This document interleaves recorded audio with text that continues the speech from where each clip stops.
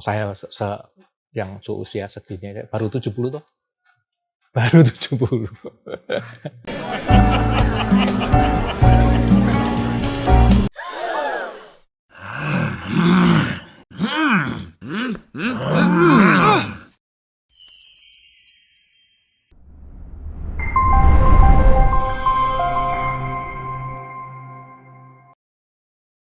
Sebetulnya saya nggak berguna.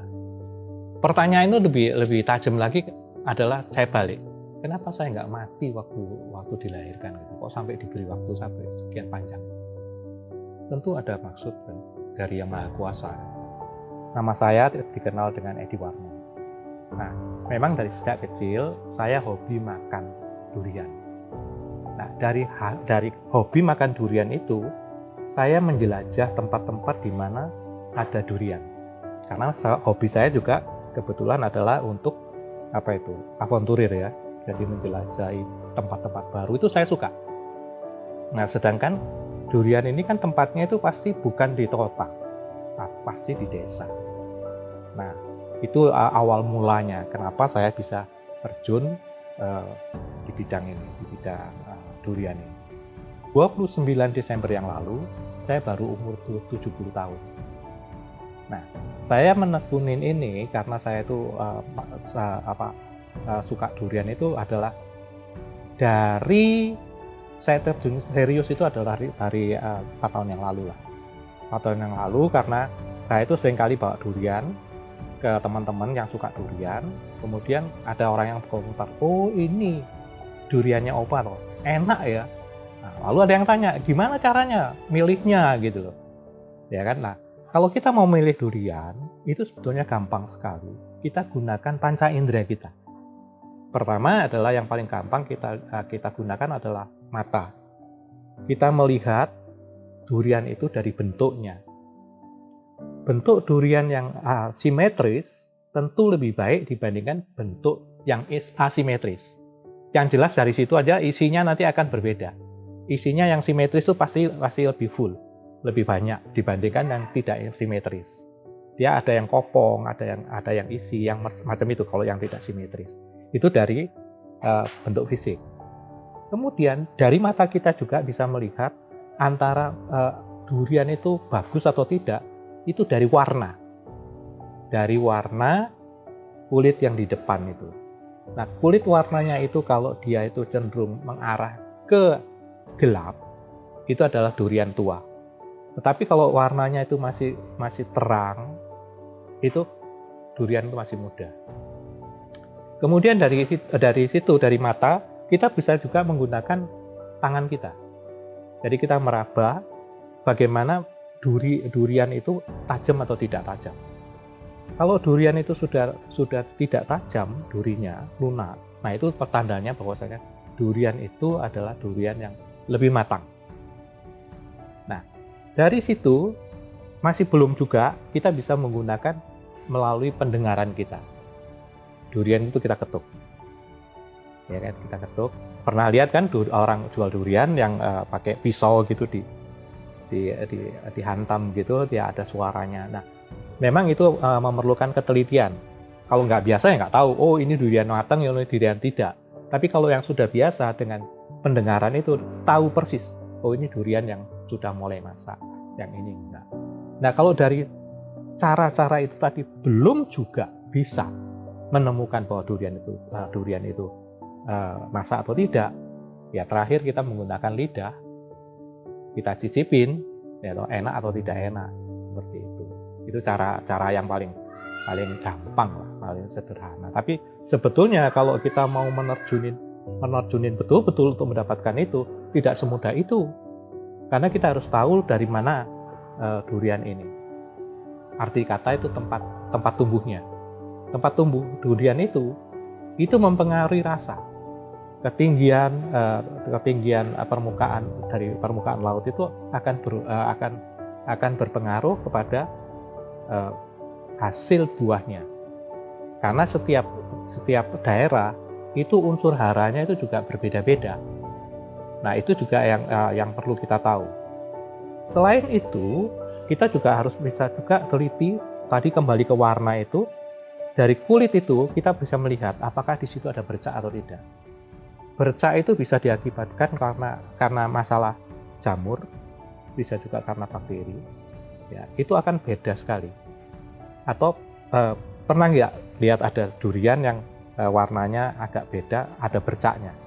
Nah, kalau itu bercaknya itu ditekan gitu, lunak sekali, nah itu jamur. Itu pasti dalamnya busuk, dalamnya pasti rusak. Nah, atau kalau ada lagi ada bercak lubang jarum, pakai lidi atau pakai coba ditusuk. Kalau ditusuknya itu tidak dalam, dia sampai kulit aja, itu buahnya belum rusak. Tapi kalau sudah masuk sampai dalam, nah itu udah pasti rusak. Nah, kalau Anda tanya, "Loh, kok bisa sampai diekspor?" Nah, itu salah satu juga cerita yang menarik. Karena saya suka makan durian, kemudian ada orang-orang yang tanya kepada saya, "Ada nggak durian yang bisa dikirim ke luar?" Bahkan ada teman yang memang dari luar itu sudah biasa ngambil durian dari Indonesia, dia tanya, "Ada nggak durian yang bisa dikirim ke Belanda?" Nah, saya tanya speknya bagaimana? Apa yang speknya yang bagaimana? Itulah dari situ saya cari yang betul-betul bisa diekspor. Nah, saya nemukan montong. Nah, montong ini itu di Indonesia itu banyak sekali. Daerahnya pun banyak sekali. Ada di Jawa ada di Sulawesi ada, di Bali ada. Nah, ini yang saya ambilnya yang dari Buleleng. Ya, dari Buleleng ini saya lihat adalah istimewa sekali. Dan tidak semua montong itu pasti bagus ya. Di Bali sendiri ada di Tabanan, ada di Karangasem, ada beberapa tempat montong. Tetapi bagaimana caranya mendapatkan yang terbaik? Nah, itu yang paling tidak gampang. Jadi mengenai barang ini saya udah sampai kirim ke Belanda 4 tahun yang lalu. Nah, dari situ ada permintaan terus menerus. Ya karena kita seleksinya sangat ketat. Seperti itu mengenai montong ini. Kok bisa ngerubah gitu ya? Ngerubah bagaimana orang itu percaya pada saya, terus orang yang di petani-petani di sana mau mendukung saya untuk itu. Karena saya katakan, kalau kita menjual barang ini sembarangan, ya kan, ya bisa laku, tetapi tidak bisa continue. Tetapi kalau kita bisa dapatkan betul-betul kamu bisa pilih yang matang, ya kan, tidak sembarangan dijual, kita akan dapatkan harga lebih baik dan itu bisa lebih continue. Nah, memang merubah kebiasaan orang itu tidak gampang. Karena petani-petani ini kan juga menghadapi masalahnya. Misalnya begini, pada waktu panen besar, itu biasanya harga turun. Itu masalah. Kemudian juga adalah masalah yang mereka sering hadapi itu adalah masalah finansial. Mereka sudah keluarkan uang untuk pupuk, untuk segala macam, ya kan. Lalu hasilnya kan tunggu panen. Nah, sekarang masalahnya adalah ketika saat belum panen, itu bagaimana? Nah, di sini terjadi ijon. Ini yang mencelakakan. Ijon itu adalah orang-orang yang dia beli durian itu pada saat belum waktunya dibeli. Udah waktunya belum panen lah. Udah dibeli. Nah, ketika panen, mereka itu tidak memilih, tetapi semua buah itu diambil. Padahal semua buah itu kan tidak semuanya matang kan. Ada yang matang, ada yang nggak matang. Dan mereka pun jual caranya begitu gitu. Makanya banyak sekali orang-orang yang mau makan durian tapi tertipu. Tertipu dalam arti kata dia bukan sengaja menipu, tetapi adalah karena barang-barangnya itu tidak diseleksi.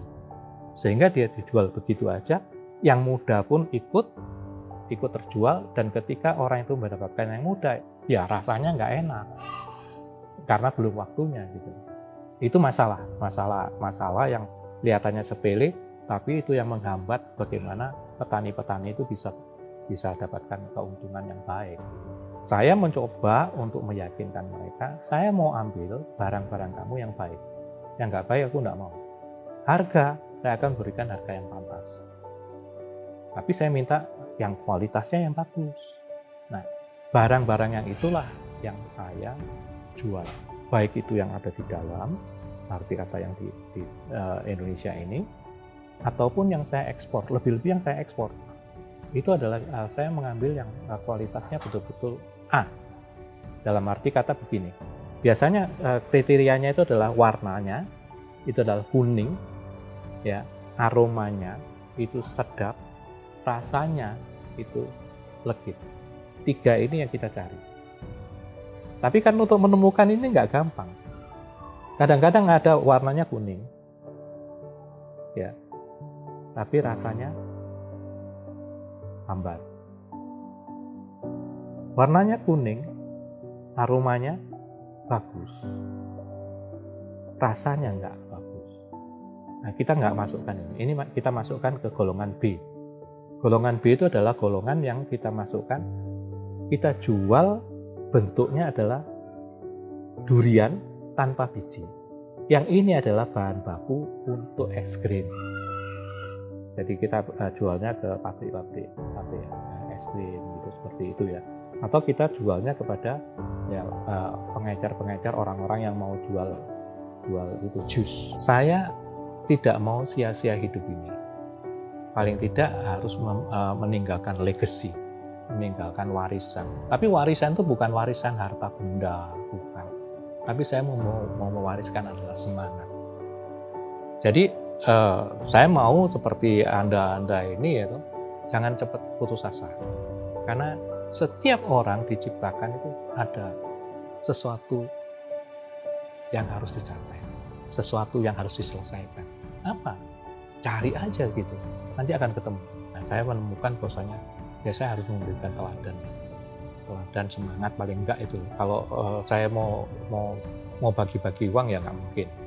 Ya, berapa duit pun kita bagikan nggak cukup gitu. Karena kalau kita melihat banyak orang juga yang menderita itu banyak, ya kan? Tapi kalau dia lihat ada orang yang bersemangat, yang penderita ini mudah-mudahan tertular semangatnya gitu. Karena dengan semangat maka kita itu, tiap orang itu bisa mendapatkan hasil kalau semangat, ada semangatnya gitu. Jangan gampang-gampang putus asa gitu. Ya. Masih ada kesulitan dikit aja udah hands up, jangan hands up. Saya yang seusia segini baru 70 tuh. Baru 70. Ada falsafah yang ngomong kutuk mapak sunduk. Kutuk itu adalah anak ayam, mapak itu adalah menghadang, menerjang gitu. Ya, dia tidak menghindar dari tusuk itu tadi, tusuk sate tadi itu. Ya kan? Nah, kalau dipikir secara logikanya, ini ayam kecil yang nekat. Ya kan? Ayam yang nekat.